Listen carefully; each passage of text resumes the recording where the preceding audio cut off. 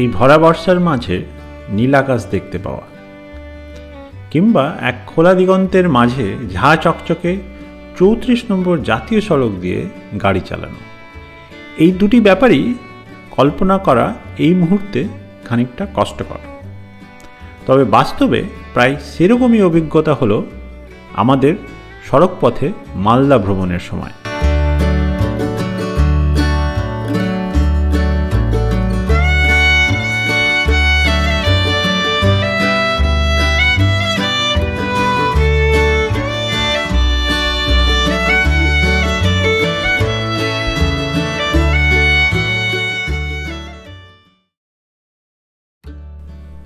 দীর্ঘদিন ধরে প্রায় গৃহবন্দী অবস্থায় থাকার ফলে এই করোনা মহামারীতে আমাদের সকলেরই মনের অবস্থা সঙ্গীন। তাই মাঝে মাঝেই দূরে কোথাও পালিয়ে যাওয়ার জন্য মন যেন ছটফট করে। তবে ইচ্ছে থাকলেই এখন যে খুব সহজে কোথাও বেড়াতে যাওয়া যাচ্ছে তা কিন্তু নয়। গত 72 ঘন্টার মধ্যে করা নেগেটিভ RT-PCR রিপোর্ট থাকাও নাকি এখন জরুরি। কাজের প্রয়োজনে যেতে হলে তাও না মানা যায়, তা বলে বেড়াতে যাওয়ার জন্য RT-PCR টেস্ট, সেটা আমার কাছে অবশ্য একটু বেশিই বাড়াবাড়ি। তাই ভাবলাম একবার মালদায় আমাদের গ্রামের বাড়ি থেকে ঘুরে আসি।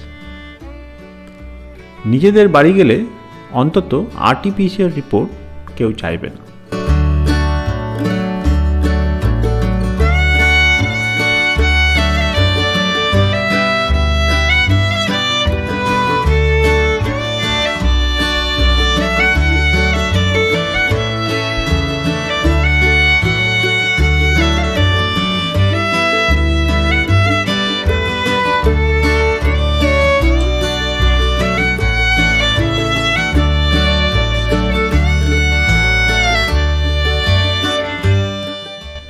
বারাসাত থেকে কৃষ্ণনগর পর্যন্ত 34 নম্বর জাতীয় সড়কের বর্তমান অবস্থা খুবই ভয়ানক। একে বড়জাগুলি থেকে কৃষ্ণনগর পর্যন্ত অংশে রাস্তা সম্প্রসারণের কাজ হচ্ছে, তার উপর কয়েক সপ্তাহ ধরে মুষলধারে বৃষ্টি হচ্ছে, ফলে রাস্তার অনেক জায়গায় পিচ বলে কিছু নেই।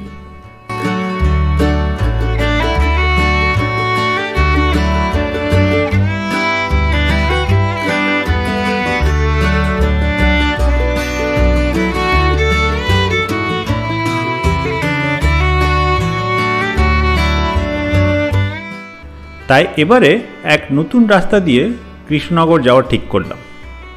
এর ফলে অবশ্য আমাদের প্রায় 40 কিলোমিটার পথ বেশি যেতে হবে। তবে ভালো রাস্তা হলে একটু বেশি পথ যেতে আপত্তি নেই। সেই পরিকল্পনা মতো আমরা হুগলি নদীর পশ্চিম পাড়ের 6 নম্বর রাজ্য সড়ক ধরলাম।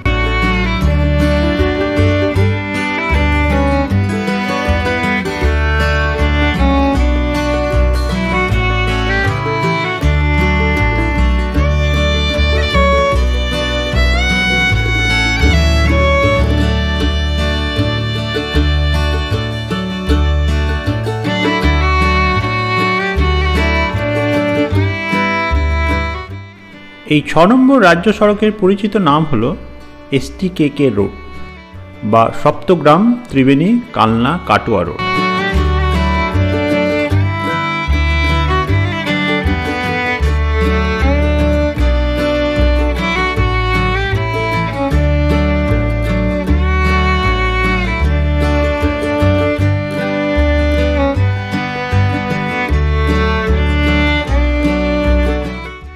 রাস্তার দুধারে ছোট ছোট জনপদ।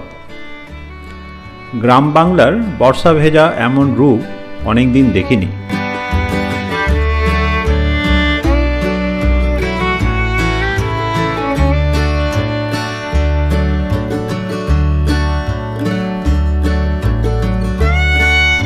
শেষ পর্যন্ত ত্রিবেণী, কালনা ও নবদ্বীপ শহর পার হয়ে আমরা কৃষ্ণনগরে পৌঁছালাম। তারপর সেখান থেকে আবার 34 নম্বর জাতীয় সড়ক ধরলাম।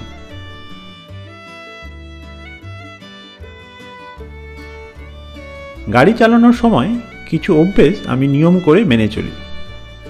তার মধ্যে একটি হলো প্রতি 2 ঘন্টায় একবার অন্তত কিছুক্ষণের জন্য দাঁড়ানো, একটু হাঁটাচলা করে নেওয়া। তবে আজকে টানা বৃষ্টি হওয়ায় প্রায় শেষ 3 ঘন্টা কোথাও দাঁড়াতে পারিনি। ধুবুলিয়ার কিছুটা পরে বৃষ্টি একটু কমল, তখন রাস্তার ধারেই এক জায়গায় দাঁড়িয়ে পড়লাম।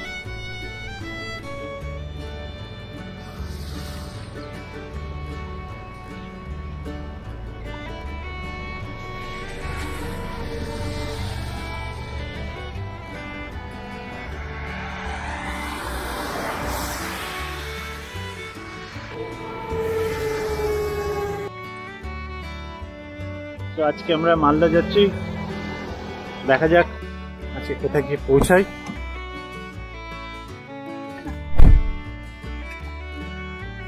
রিহা কি খাচ্ছে আর আদিরা কি খাচ্ছে? দুজনেই ঘুমাচ্ছে।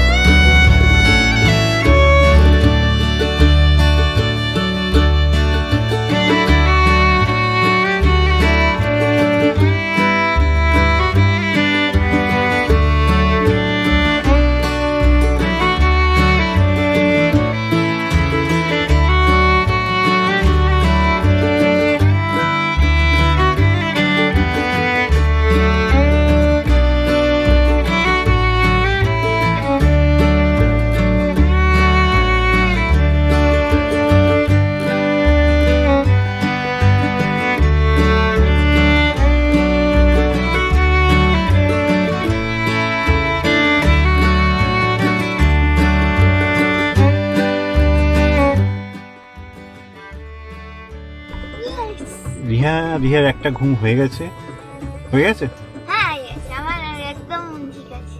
একদম ঠিক হয়েছে। আমরা তো এখন দাঁড়িয়েছি মিষ্টি কেনার জন্য বহরমপুর শহরে ঢোকার ঠিক একটু আগে সারগাছি আর বহরমপুরের মধ্যে একটি মিষ্টির দোকানে। এরপরে আমরা মোর গ্রামে দাঁড়াবো, তারপরে আশা করছি 12:30টার মধ্যে আমাদের বাড়ি পৌঁছে যাবো। যে পাখিটা হচ্ছে ওইখানে বসেছিল না, সেই পাখিটা আমাদের দিকে তাকিয়েছিল।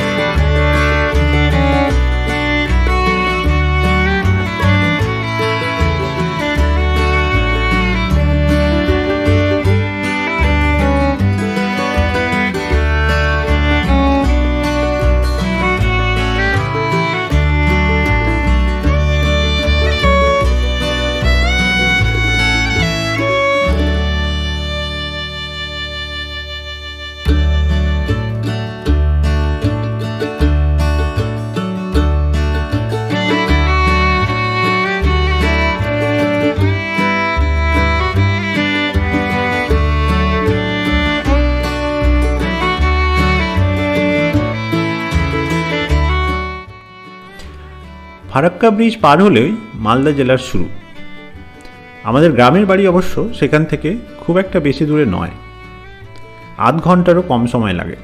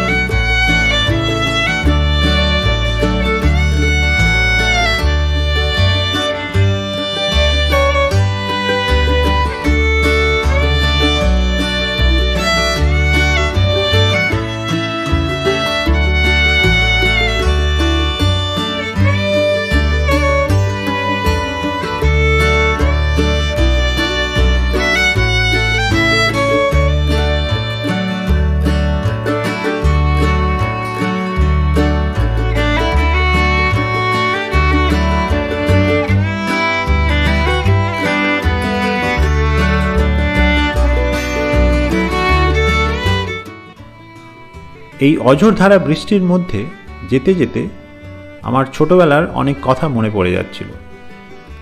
এই রাস্তাটি তবে কয়েক বছর আগেই পাকা হয়েছে, তা না হলে বর্ষাকালে গাড়ি নিয়ে যাওয়া প্রায় অসম্ভব ছিল।